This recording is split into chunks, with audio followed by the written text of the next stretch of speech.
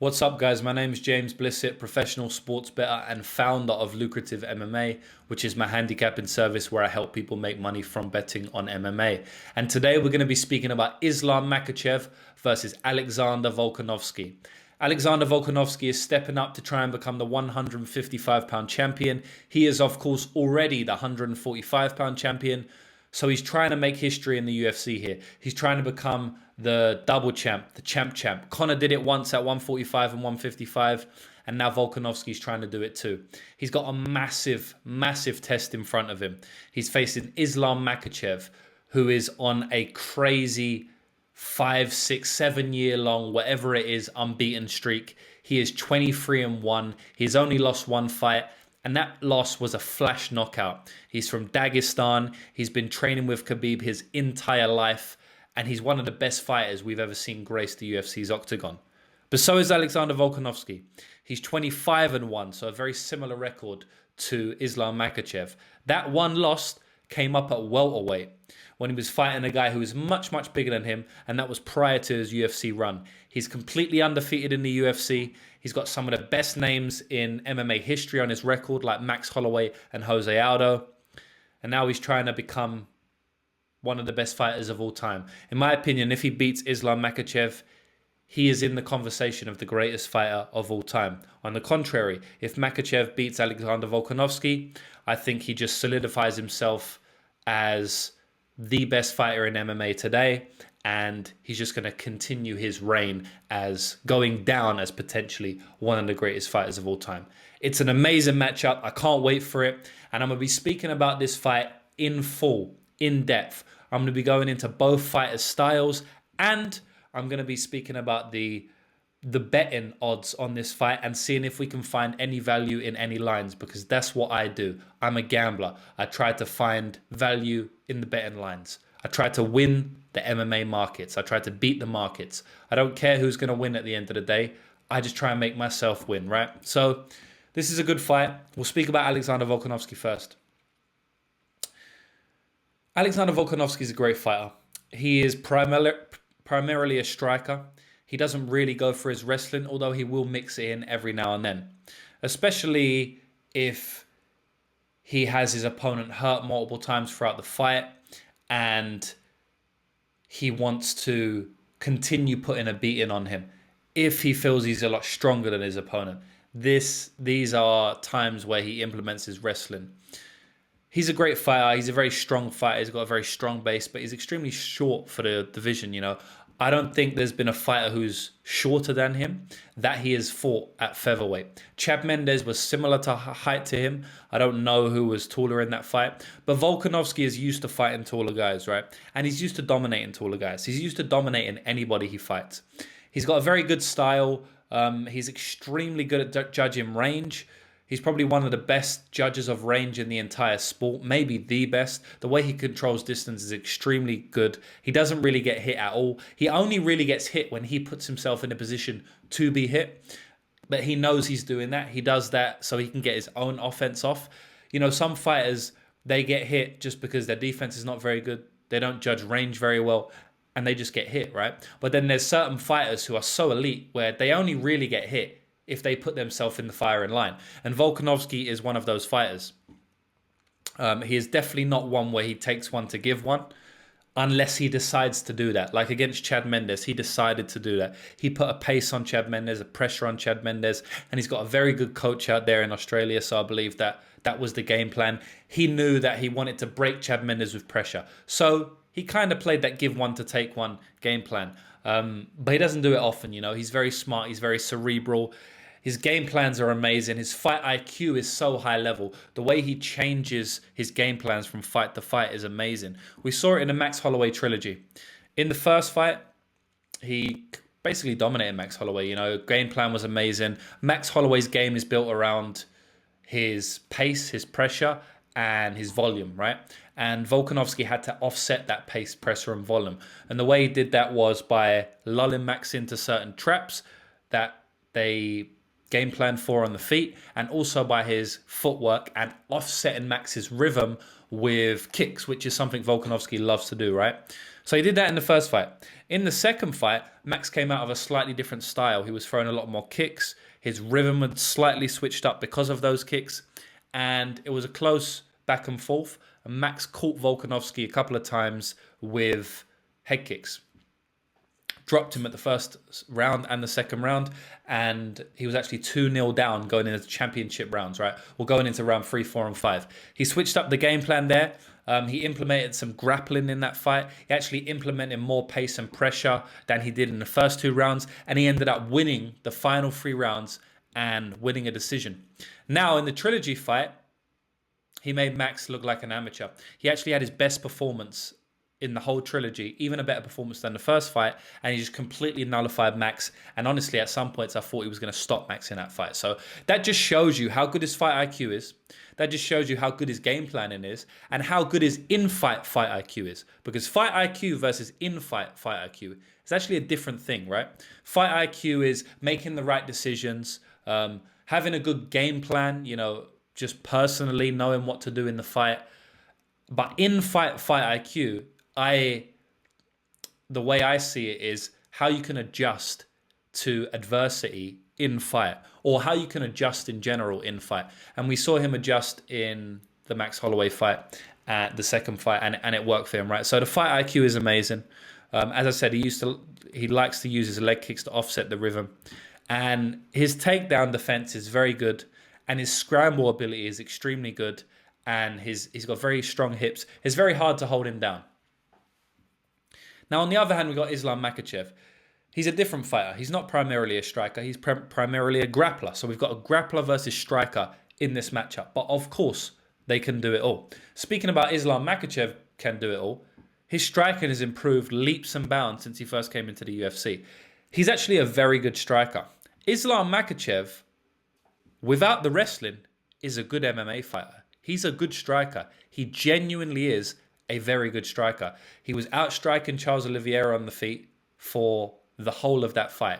He beat him up on the feet, was landing very clean head kicks, was landing good leg kicks, was landing great straight hands, rocked Charles in the first 30 seconds of the fight with a straight hand, and then swarmed on him, threw some uppercuts, showed good awareness to hurt his opponent and continue hunting him once he had hurt his opponent.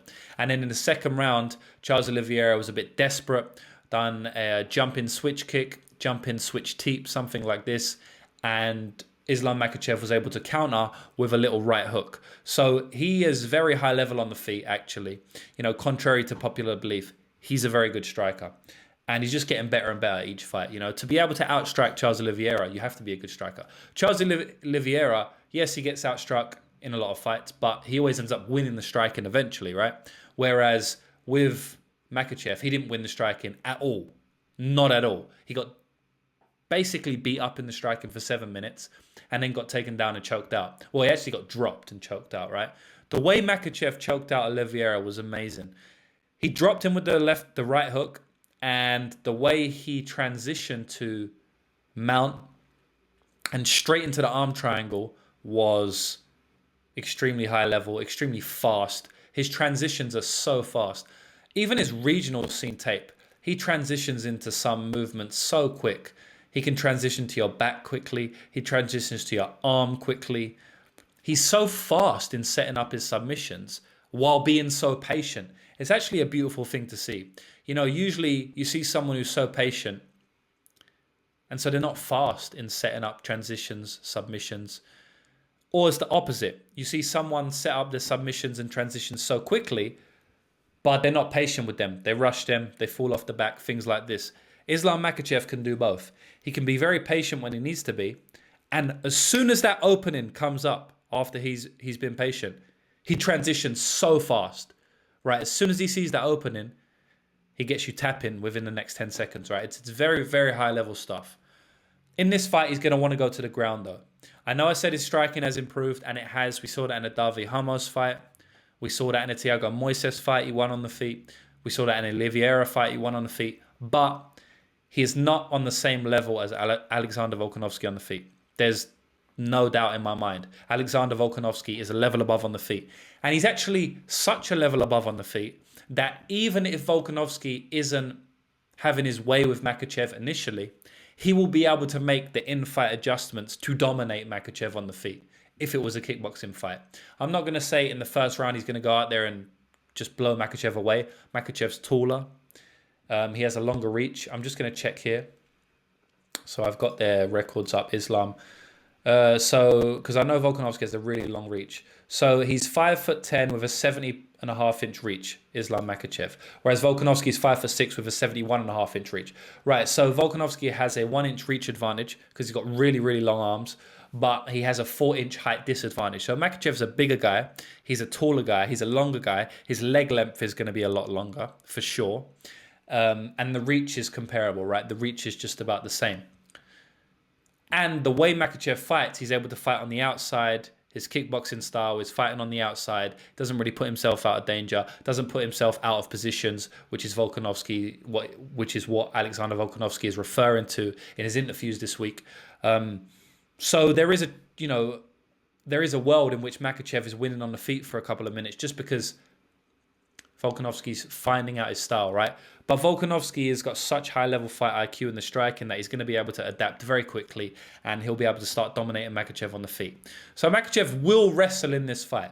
It just really comes down to will he be able to get Volkanovski down, and if he can, will he be able to keep Volkanovski down? I do think he's going to get takedowns in this fight. I think I'd be silly to say he won't be able to get takedowns. But I do think Volk's going to make it hard for him. I mean, Volk is an extremely hard guy to take down. He's a short guy as well, so it can actually be hard to take short guys down. It's funny because it can be hard to take tall guys down, depending on how they use their tallness. But it can also be hard to take short guys down, depending on how they use their shortness, right? He's very stocky, low center of gravity. Those guys are not easy to take down.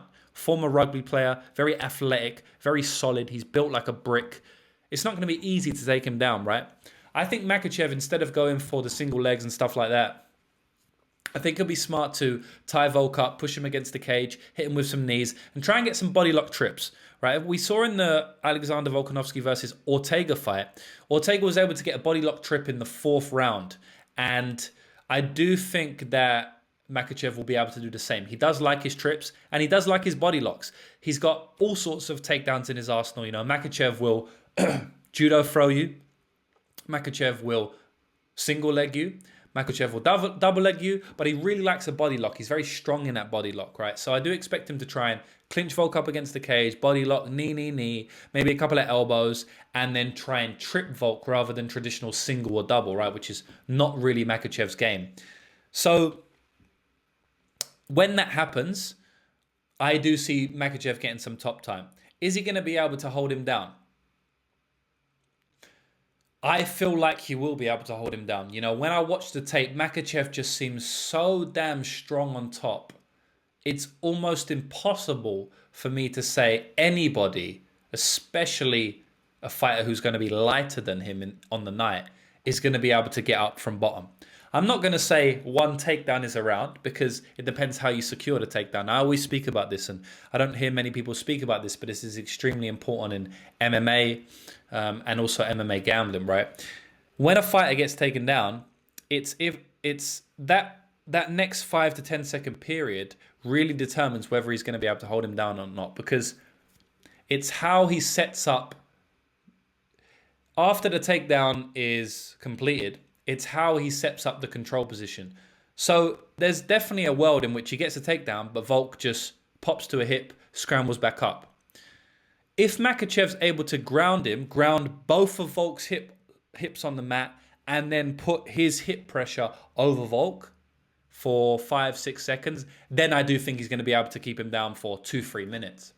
So Volk's going to have to be extremely sharp in this fight, because if he does get taken down, which he probably will, he's going to need to be able to instantly get back up to his feet. He's going to have 5 seconds to do it while Makhachev is still scrambling himself, still reacting to that takedown, right? Unless he just lands a perfect takedown into mount, like Ortega did against Volkanovski, and we'll get on that.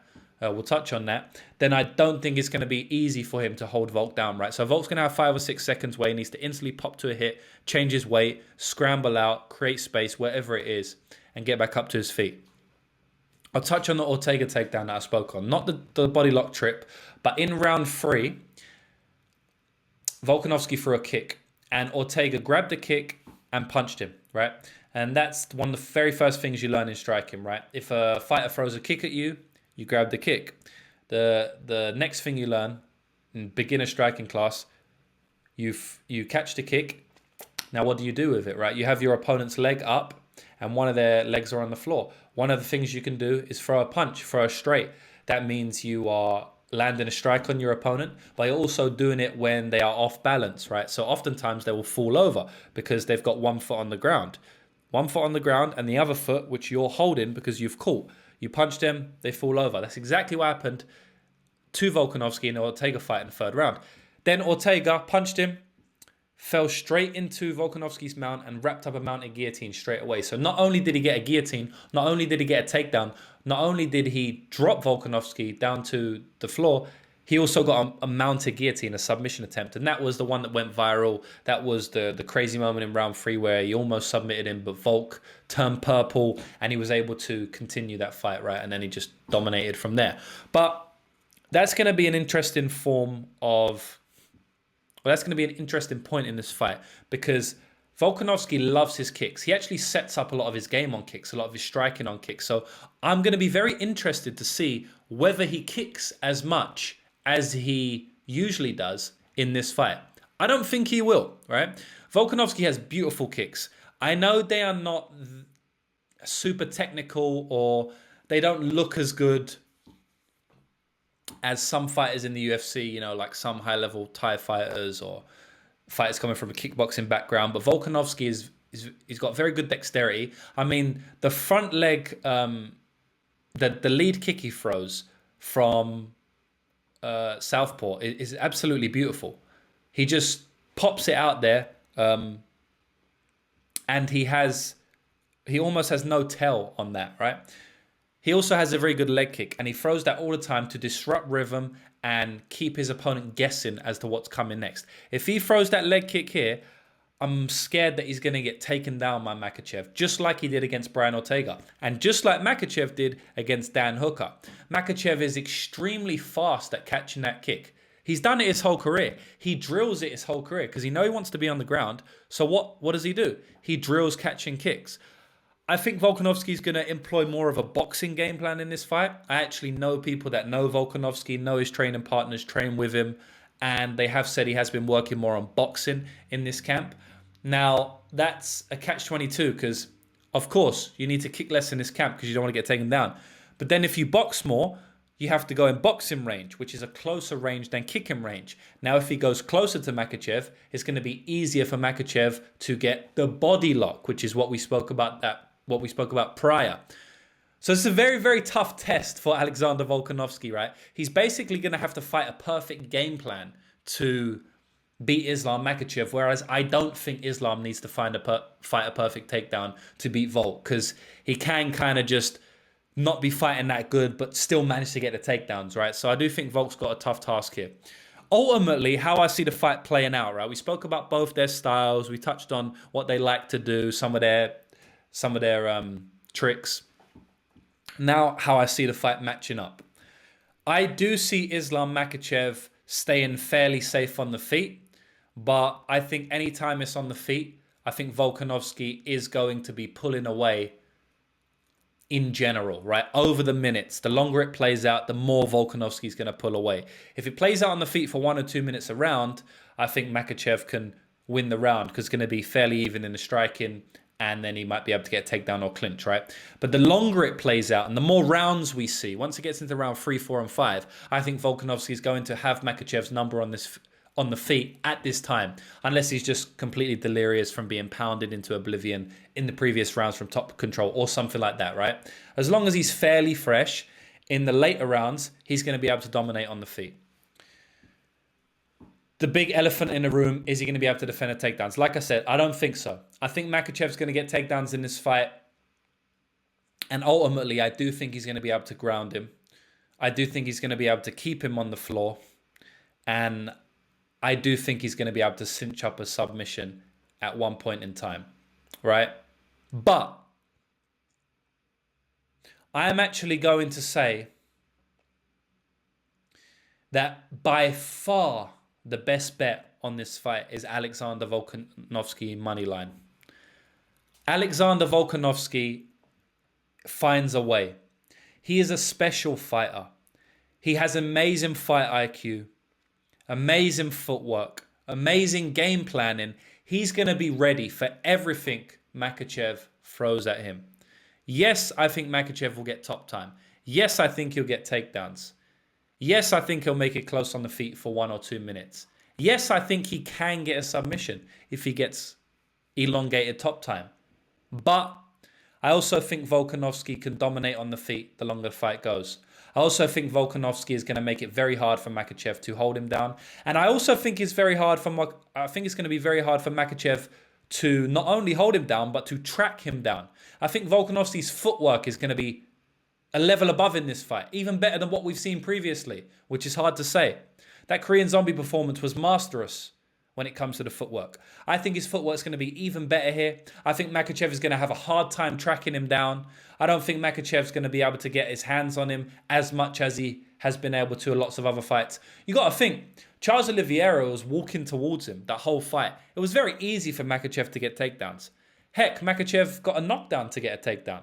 You know, in the Drew Dober fight, I mean, the guy just walks forward like a lunatic. Of course he's going to be able to get a takedown there. In the Dan Hooker fight, he got a takedown off a kick. It could happen.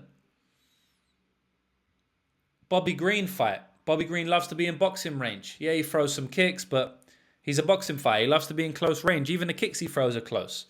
And he throws a lot of kicks. Volkanovski doesn't mind being outside of range. Volkanovski manages to land good shots when he's outside of boxing range. Somehow, even though he's the shortest fighter in his division, because he has long arms. So I think tracking down Volkanovski is going to be really hard in this fight. Volkanovski is a plus 300 underdog, worse ways. I'm going to bring up the odds now. Volkanovski is a plus 300 underdog, plus 320 at Caesars, plus 315 at FanDuel. Sorry, at 5 Dimes. He's a massive, massive underdog. He is one of the biggest underdogs on the card. He is the second biggest underdog on the entire card. I'm going with Alexander Volkanovski in this fight. I think he's going to find a way. I think he's going to be able to defeat Islam Makhachev. I don't know if it's going to be a knockout. I don't know if it's going to be a decision. I kind of favor decision, actually. But I can definitely see a world in where Volkanovski gets an attritional stoppage or even drops him and just pounces on him. Volkanovski hits very hard. I know he's got a lot of decisions on his record, but he does hit hard. Going up to 155, is he going to hit harder? Who knows?